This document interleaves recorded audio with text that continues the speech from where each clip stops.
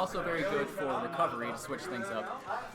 The big thing about Isabelle is she's good at outranging opponents, so if you can't close the distance and get in on her, she's going to make you feel pain the entire time. Now, her recovery is fairly linear, and if you can get under the stage and get a good hit on her, you might be able to either stage spike her or just vanilla spike, but I guess we'll see how this plays out as the match goes on. Yeah, we're going into game 1 of winners. Seeing Zoro versus Tiquono right now. 29% to 1 as Zoro is slowly maintaining this lead, but you can't count Tiquono out with his Inkling, being able to rack up damage using the Ink as a really good advantage point and really helping in the match. 40% now, it seems like the damage percent is very close to each other. They're evening it up a bit. You got a little bit of mud on the dog. Dogs like to play in the mud. This mud is not very fun to play in. Oh, you got to throw out a bomb. Oh, Isabelle catches the bomb. She's going to be able to waste it like that. But, and I honestly don't know what I'm doing as a commentator, but I have plenty of enthusiasm, so I'll just, you talk and I'll just say random things. That's all good. It takes time to commentate, but right now we're going to be seeing the two players go at it. Damage, Zoro on 3 stocks currently, and Tiquono 42% on his second stock. He has to find a way to get this stock off. 95% throwing out the bomb, but using Pocket as an option to get rid of it is going to allow for an edge guard option. F smash coming in, the newly buffed one, I might add, given the fact that Sakurai did buff it to allow for extended launch distance and alongside a more strong attack. And it seems like Tiquono really is struggling to find a way to get this first stock off of Inkling, going for almost the bread and butter combo of Inkling, kill confirmed, and Zoro is doing such a really good job when it comes to making sure that Isabelle doesn't come back on stage. 129%, throwing out the splat bomb, not getting much off of it, more of a whiff option. 51% now to 129. Now getting hit by the Lloyd Rocket. One thing I've noticed is it looks like Zoro's playing a little bit differently from when I played him. He threw out a whole lot of forward airs and back airs. He really used his what is it called? Fishing rod to very good use, and probably just because I'm not very good. He's not using it quite as much here. We finally get one of those berries into a forward smash and a KO, but seeing a lot of the up airs, looks like he's trying to juggle more. We might see him going more for the fishing rod again if he's not able to land these up airs. Yeah, fishing rod can be a very laggy move, and not seeing a final screen is going to be sending Tiquono off into the blast zone. Game 1 going to Zoro. So honestly, honest opinion, what did you think of the first match? Well, I think Tiquono did a lot better than I did. He played all right. He didn't land a lot of those berries. He didn't throw out a whole lot either.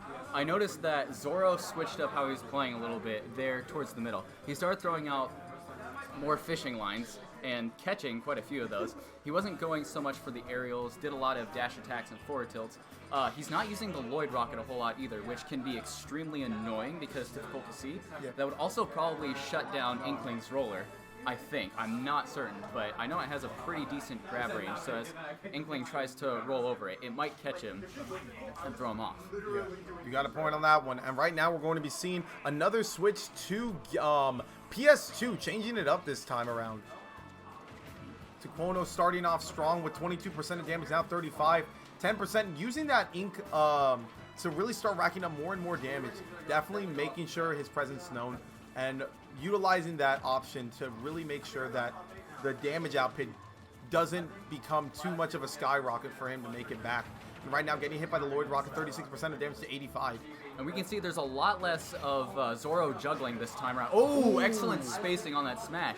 There's a lot less juggling going on hitting Tiquono constantly. He's closing the distance very well, which is what makes Isabelle mains hurt. If you can get in there, get in her face, and be ugly, well, usually it works. It doesn't if she hits you back. Get in their face with caution. Making sure that you don't get hit by some of those very fast moves out of shield like Nair being one of the really good ones. And down smash being buffed alongside that. Now Tiquono really starting to find a way to get in around this Isabelle. 51% to 52. Damage percent is rather close. 68 now, 52. Just trying to slowly and carefully bring back this lead to make sure that he can get the stock off before Zoro finds a way. Now, Tiquono is going to have to use plenty of ink attacks to set that ink on Isabelle, which he hasn't been able to do much this stock. and his damage output and his knockback are going to be quite a bit lower until he's able to actually land those things. Little ink, but not enough to really make it hurt yet. Exactly, 112, and you see Zoro really setting up those good catch. trapping options with using Lloyd Rocket, making sure to use the Splat Bomb alongside that to help with that advantage state. 119 to 92. Just saw a bit of camping there. Both players not really committing or engaging on either one. Yeah, and that back throw should be able to do it. nice. Alongside that, Rage is really going to be able to help, and not really going for back throw much is going to allow for the move not to stale and really help with the movement option. And we can really see the F smash coming into play and being such a reliable option in this match, and helping Isabelle more and more in this game. Seems like right now Zoro is really going crazy right now, and getting that down air into up air really going to help. 50% to 0. It's not out of the realm of possibility for Tiquono right now. Yeah. You just need to find a way to get this ink applied and be able to really start racking up more damage. Missing all of those splatter shot hits is going to cause a little bit of time for Isabelle to set up her attack. But getting hit by the Lloyd Rocket is going to add more and more damage on. But getting hit... Oh, waits for it. Nearly hits the landing afterwards. But seems like a little bit of a misses it, whiff though. punish coming out from him. Not being able to really utilize on the ink. Ooh. But, oh, the Sour missed spot. air Oh, dodge. But the it's going to up be B able to hits her recover out. back because of the splat. Ooh, missed attack. Missed down Tiquono's smash. got to be careful. This could be his winner's side life if he's not careful on how he moves around Isabelle. Nearly avoids that rocket. Good jump. Stay out of it. Ooh, but the fair going to be coming out. Tiquono taking game 2. Wow. That was pretty exciting. It was a lot closer. Tiquono did a much better job of staying close and not getting constantly knocked off stage. That's pretty crazy how much of a difference it was with the first game, because I think the first game was a 2-stock by Zoro. This one was even stocks and went down to the last hit. That was a very good match by both players. A lot closer, a lot more exciting to watch this time around. Yeah, honestly, I can't wait to see what stage you're going to be going to. I believe it is going to be small battlefield this time around, and this is a really good stage for both characters, given the option that Lloyd Rocket has more places to be placed and allows for more sneaky options to cover when trying to get back on ledge, and we're going to be seeing something like that come about. It might also blend in slightly better because Pokemon Stadium is a lot of green. The Lloyd Rocket is sort of a dull orange. It might be able to just sit there, and if Zoro can catch Tiquono off guard with one of those and launch him up, he might be able to land it into a couple other hits as well. This stage here, you can see the orange highlights, should be able to hide the rockets, and maybe we'll see that come into play a little bit more. Oh yeah, Good for smash sure. there. And right now it seems like Tiquono is really starting to run away with this. 82% racked up at a fast rate. You see, like you mentioned earlier, the ink being on Isabelle is really helping with this and getting the damage output on Isabelle and really allowing for Tiquono to be able to get a kill soon. I gotta say, it looks like Zoro's been adapting in these matches. He started out in the last one being down a bit, but brought it back, did a great job taking it to last stock. While Tiquono did ultimately win it, it was very close. Ooh, this is a dangerous situation, but it looks like Zoro's going to be able to recover just fine. Huge damage disparity, about 100% more, and that's just getting even higher. He's got some ink on him. One more strong hit will definitely finish out this stock. Yeah, it seems like Tiquono's got to be careful on not trying to fish for it, making himself make sure that he's not too obvious about it.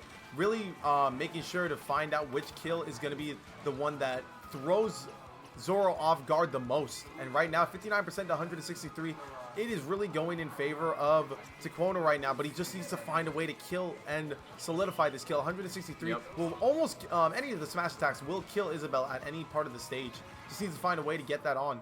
For about the last 30 or 40 seconds, at least half of the moves Tiquono's been throwing out have been smash attacks. He's definitely fishing for that hit. If he can land one, it'll KO, but he'd better be really careful, because if he misses another one like that, he just might get a punish that takes his stock. Exactly. Getting the weak hit of back air is still going to be able to solidify that kill, even with that that very long percent deficit. Smart usage of the splat bomb by Zoro, trying to get Ledge trap there. exactly, but the invincibility frames really helped out Tiquono in the end. Right now, getting the splat bomb once more, setting himself up behind the Lloyd Rocket, making sure that Tiquono can't get nearby to actually kill him for it. Another grab. Not going to be able to kill. It was in center of stage. 155% of damage to 22. Getting back with the roller. But the lingering hitbox of down air is really going to be able to help him. But that Fishing rod. killing him with up throw is going to be able to solidify that and bring it to a more even percent for Zoro. 22% to 16. Yep. Neither one really has an advantage here, although Tiquono, again, he seems to start out his stocks by getting a pretty good string. He's able to punish air dodge there. If he can land, he can cause a lot of hurt, but if we see him again get thrown into the air and constantly up aired like he was, I think it was in the first game, then he's going to have a much bigger challenge bringing this one all the way home. Yep. 92% of damage to 58. It's such a back and forth fight between these two players. One moment it seems like Zoro is in the lead, and then the next minute Tiquono's killing him off the stage. Yep. Right now 118 to 18% to 71, setting up the Lloyd Rocket once more and the fishing rod to make sure that he can catch every option that's possible, but missing all of them, but safely getting back to stage. But Zoro getting sent back off the stage. It was almost a snipe. It was a pretty good setup into that up air, or sorry, up smash. Didn't quite work out. And but the up throw killing at a very early percent. Even with the rage, it really did help Isabelle in this situation. Now all Tiquono's got to do is be able to get this kill off, and then he can bring it back to an even percent or an even stock. At the moment, he has to take the least amount of damage as possible, and using the Lloyd Rocket that Isabelle set up. But the Fair is going to be able to take that stock, and only 66% of damage on his final stock may help him in this matchup and solidify the win for him. He just has to be careful. And technically he's now in the lead, although it's a little more even now. If he can keep that ink on Isabelle, his tank is at about half. He's probably going to need to refill that once or twice to finish this thing out. If he doesn't do it soon, though... Ooh, a miss air dodge. Is he going to be able to make it back? Yep. Not getting any stage spike. Is going to be able to save him and bring him back to the stage. 65, now 72% of damage to 63. This is a very tough situation at the moment. It will be difficult for Isabelle to kill, but with that 90% of damage now on Inkling, this is very possible that he might be able to get the stock off. 122, going for the down air, missing, and going for his own down air, missing once more. 63% to 120, last stock, last hit situation. Tiquono's got to do something in order to get this damage on. Ooh, that was a good berry. Whoa, that was close. Neither player has really been able to get the, what do you call them? The edge guards when the opponent goes low. They've both been able to hit them back and forth, but never really spike. I don't think we've actually seen a successful spike in this match. Yep. And right now, 157 to 113. This is a last stock, last hit situation. He has to find a way, and getting the fishing rod is going to seal that game. Tiquono heading off to lose his bracket, and Zoro moving further on in the bracket on the winner's side. Incredible run by both players. I gotta say, each of these matches looked like they were just getting closer and more exciting. First one was not as close. The second one and the last one went down to last stock and last hit. That one, the fishing rod. I'll be heading off commentary. I'm gonna be probably playing